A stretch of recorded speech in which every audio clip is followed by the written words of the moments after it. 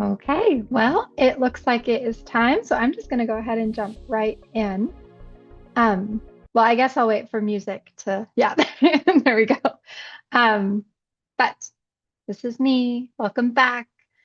And I will be going over today. My name is Nicole, and I'll get into that a little bit in a minute, but I'm going to be talking about the double entry effect in productive friction in the classroom. So this is really focused on budgeting and teaching budgeting, but I hope that it's applicable, across all sorts of different topics as we talk about productive friction. And if you were in my last session, hello again. I'll be talking about some of the same principles, but differences too. And if not, then hi, nice to meet you. My name is Nicole. I am the director of education at Banzai. So I actually head the school product, uh, excuse me, at Banzai. And my number one goal is just to make sure that we are making content and making a product that really serves the needs that you have and that it's helpful. So I'll show my email at the end here, but if you have used Bonsai before and you're like, well, I wish you guys had this, I didn't like that, let me know, email me. If you haven't used it, email me anyway. I'd love to talk to you. And if you love it, I love to hear that too. So really quickly, I am from Utah. So I've said this before, but because of that, I was required to take financial literacy in high school.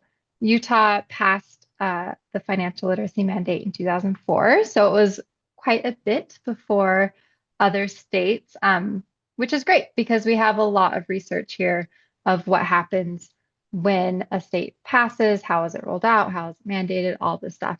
Utah was the absolute first one to mandate personal finance in 2004. Um, let's see.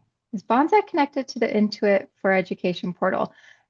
Yes, there are two games in the Intuit for Education arcade that are Bonsai games, and so you can try them out there.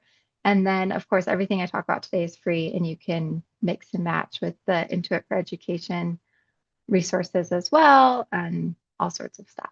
So let's get into, I keep clicking my arrow keys and not the, I need to use my mouse. So a little bit about what we'll go over today is I'm going to talk briefly about what productive friction is, and then what double entry budgeting is, and then hopefully get to show you how that works in Bonsai. So let's start with what is productive friction. You see it all the time. It's all around us. They are roadblocks designed to slow you down. So it's intentional difficulty. It's something that's going to stop you for a second and force you to be more aware. So some examples here at the bottom is if you want to do delete an account and you have to type delete or delete account into a text field, which is a lot harder than just clicking a button, right? Those strips on the freeway that are bumpy and annoying if you start to drift off of the lane. That is productive friction that forces you to be like, oh, what is happening? Same with a child lock on a pill bottle, that productive friction of you needing to push and turn, reading the bottle for the instructions if you didn't know that, to prevent someone from opening it that's not supposed to, i.e., a small child. Um, so how does that work in the classroom? So it is called a desirable difficulty in the classroom. It's an intentional hurdle that forces the brain to work just a little bit harder and thus remember longer the thing that it learned. So an example could be giving your students a blank piece of paper and no notes, like, hey, don't look at your notes, just tell me what you learned yesterday. Give give me something, and that is difficult. It's not easy for them to do, but it's going to help them recall what they learned and be struggling for that information and, pulling it out with just a little bit more friction than if you were to stand at the front of the class and say, hey, reminder, here's what we learned yesterday. And of course, you would do that as well to kind of make sure everyone's on the same page. So, double entry budgeting is productive friction that can help you in your personal life. This is a budgeting practice that I use myself. If you have ever used the app YNAB or You Need a Budget, that is one that kind of focuses on this double entry budgeting, but it's also a great way to teach kids about budgeting because it reinforces the action that they're doing.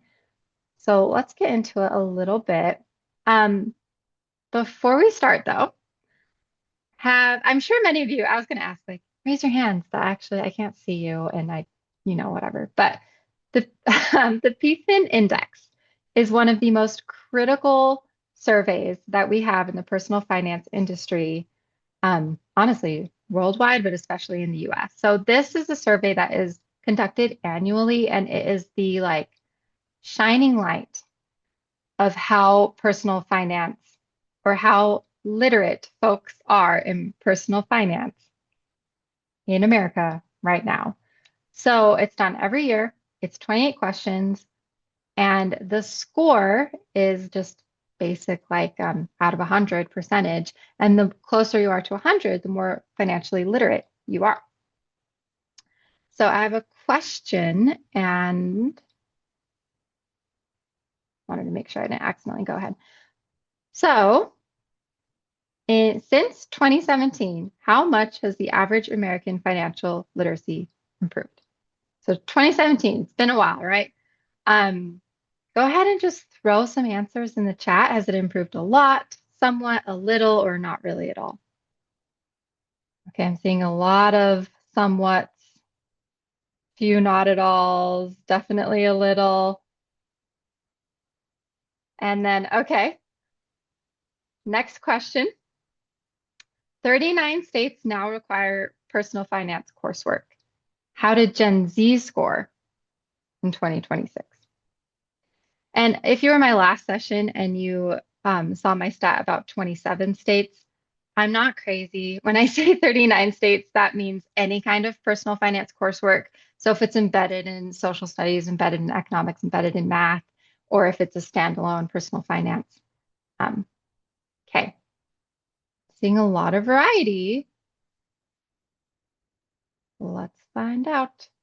These are the answers, and they're not fun ones. I'm so sorry. So since 2017, we've actually gone down. Um, this was released June 1st, was the most recent survey when the results were published, and it is the lowest it's been in 10 years. So the average score was 47% in 2026, and Gen Z is the lowest of any generation. It hasn't really moved in 2 years. It's at 38%. So I know it is sad, and it's interesting, right? Because let me go back. We have 39 states that are requiring personal finance. But what's happening? And what we find is that, and I talked about this in my last session. So as you get the recordings, you could pull this or get those slides, and you can actually see the scholarship behind what I'm talking about. But what we have found is that knowledge will increase, but behavior really doesn't. And knowledge drops off as we grow up and we're not practicing these things. So even though we might take a personal finance class, it might not stick with us. And so Banzai's whole goal is to create productive friction to force students to slow down so that information sticks a little bit better. And that's what double entry budgeting is. And this is just one element of the Banzai platform where that productive friction comes into play. And that's what we're focusing on today. But go check out our games, our whole suite of content. You'll see different ways in which we try to have a little bit of struggle for the student. So they get a bell ringer before instruction. So they have to think about a concept before they actually know, and things that help concepts stick just a little bit better. But double entry budgeting is every transaction recorded twice. So it's kind of borrowed from that double entry accounting, but not quite. Basically, you record where the money came from. It came from cash, it came from checking, it came from a credit card, And then you also record where that money is going to. I put it towards a savings goal. I put it towards my utility bill. I put it towards housing. So it's not just a lump sum that you're deducting from or a lump sum divided into categories that you're then deducting from. It really is consciously recording both of those things. So a few differences from budgeting, we took the accounting, we put it into the budgeting land. Double entry accounting is it's supposed to like counterbalance all the accounts. The debits must equal the credits, and it makes sure that if you're a business that you're evened up, you're equal. All your liabilities and assets are exactly where they need to be. Double entry budgeting, it's more about decision awareness and planning, and less so like making sure that everything, I'm keeping myself like if these don't match, I'm in trouble. Although they really should match, and if you're doing it correctly, they will. So here's an example. Let's say you go and you get some pizza and you use your credit card. So you have to record, I spent $12 on my credit card. If my balance was 102.50, now it's 124.50. But I also need to record in my budget where I have put, I'm going to spend $100 on eating out this month. I need to record it there as well. So subtract those $12 from the eating out. Okay. So here's another example of this. This is actually in the Banzai game. So in this game, you just got paid. This is your paycheck. You got $890.40. And then you're going to put that into your budget. So if I wanted to throw it all in rent, I just throw it all in here. But if you look, my cash and checking equals 989.11. All of my budgeting should also equal 989.11. That's kind of what the goal is. So usually what we think of when we hear budgeting is we think of delegating income. So you think of the 50-30-20 rule, or you think of envelope budgeting where you put it all in envelopes and then if you run out of money, you're done. So we're taking income and we're being like, this is where it's going to go. These are the rules I'm going to follow. And that is true.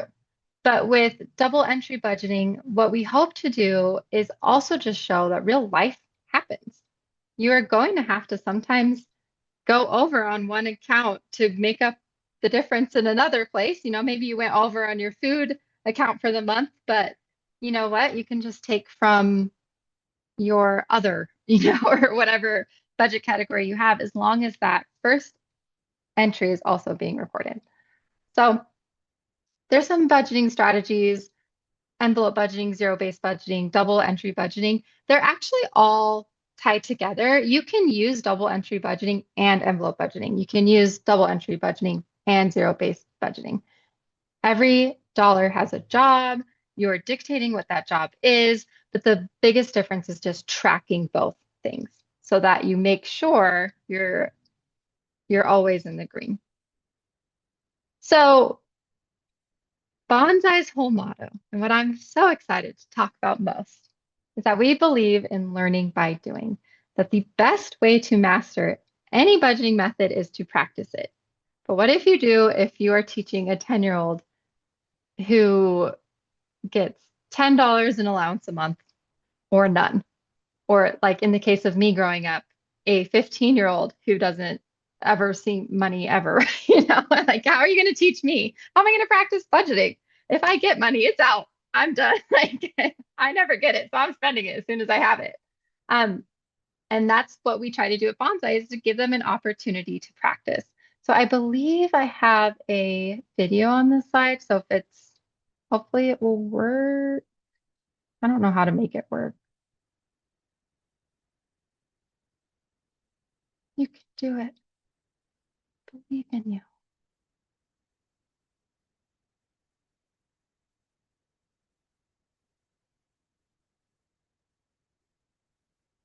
Sorry, it just might not be in the cards.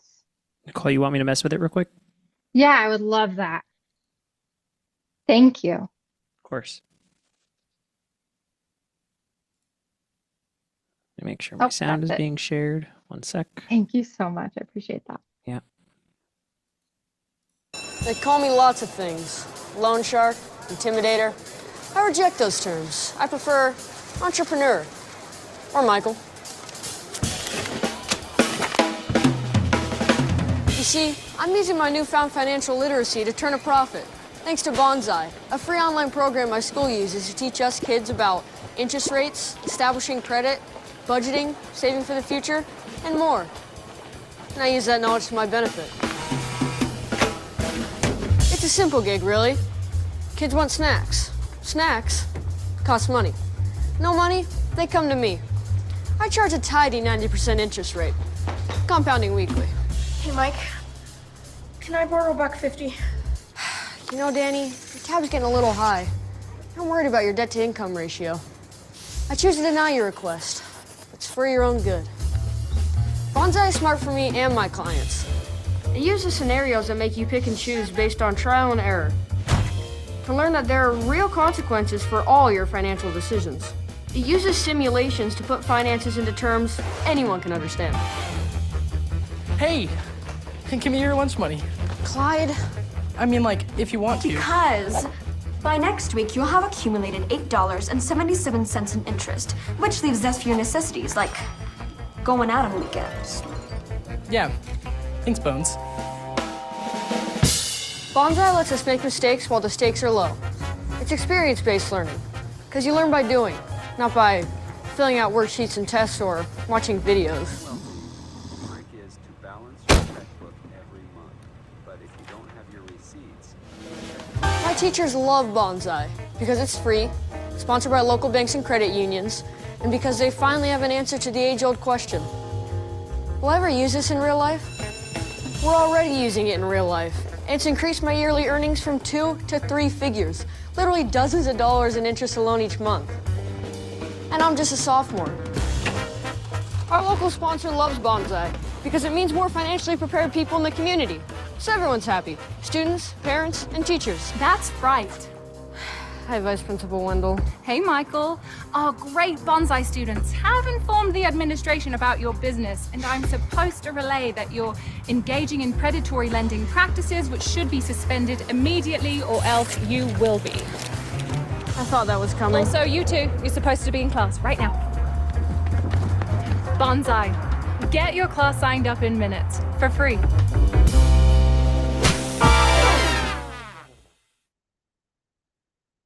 Thank you so much for, for helping make that work. I actually don't know if I'll make sure to give the link to that video out. I know you'll get a copy of the slides and the link is in there, and then you can even watch it. I think there's a little bit of a lag, so you can watch it without that. But that really is our entire model, is that we really want students to practice these things in the classroom, that they can go through these simulations, try things, they can, if their car breaks down, they can fix it, they can buy a new one. If they buy a new one, do they buy the cheapest one, or do they buy something in the middle, or do they, buy something really nice? And the goal is that it's not always a clear answer. What if you skip renter's insurance and nothing happens? But more likely, you're going to skip renter's insurance and something happens, and you're going to have to pay a lot of money. So Banzai has those interactive simulations. We also have supplemental materials, workbooks, and worksheets. Everything is printable and available for free. If a bank or credit union sponsors your school, we can print the workbooks and ship them to your classroom for free. If not, we'll try to find a sponsor for your school. And then you can assign activities, you can track completion. We have pre and post tests for every game, so you can see how students improved as they went through. Sorry, let me open the chat so I can see what is happening. That's a really good question, Sabrina. Is there any information in Banzai that inspires the student to work for their money, not just invest? And we definitely have a whole suite of resources on earning income and also just like entrepreneurship and sorry, my mind is going blank. college and career prep and all things like that, and then also tying income into the budgeting method. But in terms of like specifically work for your money, not just invest, I think that's more of something they would get while going through it, maybe like intrinsically. We definitely go for time in the market, not timing the market. So all of our stock market games are kind of focused on that, and that you're not going to just like get rich quick. Um, the interactive simulation, so we actually have a bunch of interactive simulations. So you're looking, Sharon says, what is the name of the interactive simulation? I'm looking in the toolkit. So if you get out of the toolkit and preview courses, that's going to be the way that shows you the game. But actually, let me really quickly drop in the chat a open access library so you can play all of our games without an account and just try them out. And yeah, we have resources for elementary, middle, and high school. So all of the games are in that library link that I just dropped in the chat. And what else was I going to say? Oh yeah, and then once you love it, you can actually give your students those links and they can just play it in that open access library. But if you want to see their decision trees and grade their progress and things like that, that's when you'll make an account. So, my hope was to do a live demo. I think in the interest of time, we'll skip that and y'all can just play around with it.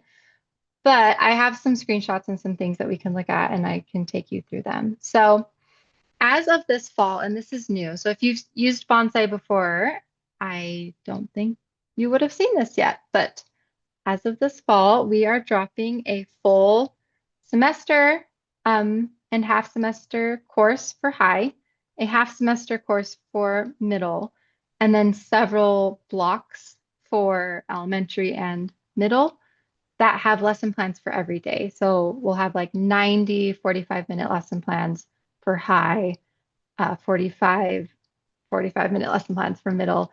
And all of those lesson plans will have a bell ringer, instruction, discussion, and then it will integrate one of those Banzai games so that they can play with those games too as you go through. Of course, you don't have to use all of those things. You can just pick what makes sense for you and in your classroom. Maybe you love the slide deck, but you don't want to play the game today. Maybe you're having a offline learning day, so you don't want them to log in. So you can kind of mix and match those things to be what you would like.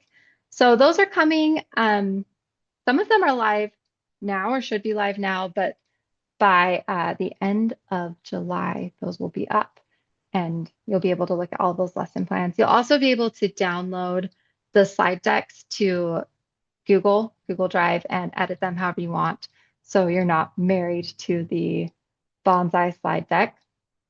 And then here's one of the games that I was talking about today. This one's called Life Scenarios. This is our most played game, and it's kind of the most comprehensive budgeting game. In this game, you are trying to save $2,000, and it could be for college, it could be for something else.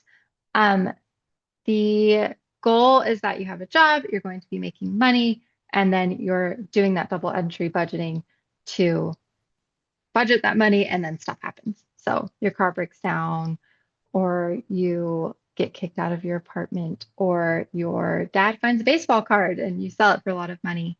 That's Life Scenarios. I think it's my favorite game, so I'd recommend starting there, but all of them are good.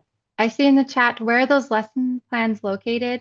If they are live, and there might only be a few that are live now, they actually might only be live for some beta teachers, but they will just be on the homepage. So you'll log in, you'll see classes at the top, and then you'll see library. And that library button will have all of the lesson plans organized by courses, units, or like smaller blocks.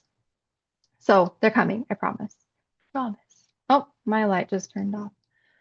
That's fine. Anyway, one thing that we really try to do too is align with Common Core standards that make sense for the Banzai program. So one of those is reading comprehension, taking something, pulling out the resources. I'm so sorry, you guys. I'm looking at the chat. I'm getting distracted.